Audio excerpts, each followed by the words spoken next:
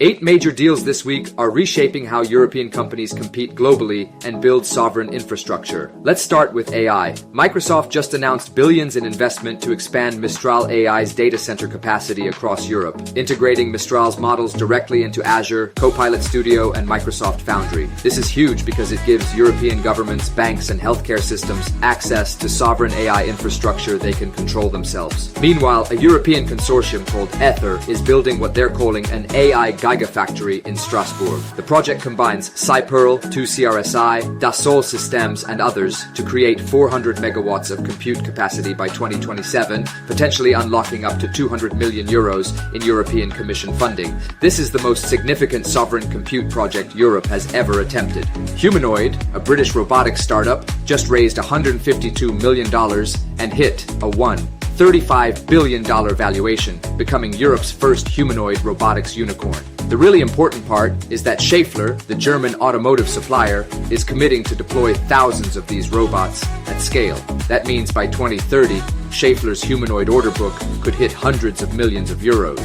Manufacturing partners like Bosch, too, are planning for 100,000 units by 2031 across European factories. On the defense side, Italian company Leonardo and Turkey's Baykar formed a 50-50 joint venture called LBA Systems. This integrates Leonardo's advanced avionics, radar, and electronic warfare systems into Baykar's battle-proven drone platforms like the TB2, Akinci, and Kizilelma. Italian manufacturing facilities will now produce these drones for Western NATO markets. For energy, Altris from Sweden and Dreslovka from Czech Republic just established Europe's first industrial-scale sodium-ion cathode supply chain. They're converting a production line to make 350 tons per year, which equals 175 megawatt-hours of battery capacity, creating a European alternative to lithium for grid storage and electric vehicles, and reducing dependency on Chinese suppliers who currently dominate this market. On fintech, Nova Bank partnered with Tieto Banktech to deploy verification of payee fraud protection across Nordic operations.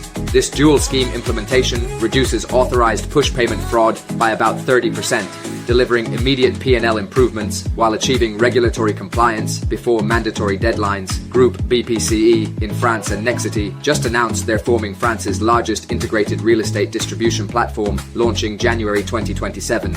BPCE is leveraging its 35 million banking clients through Banque Populaire and Caisse d'Epargne branches to distribute new homes and renovated properties. This fundamentally changes real estate distribution in France by moving sales from property portals directly into banking networks. Finally, French fiber operator Yellow partnered with Milan Internet Exchange to establish a direct France-Italy peering axis. This creates a sovereign southwestern European internet corridor.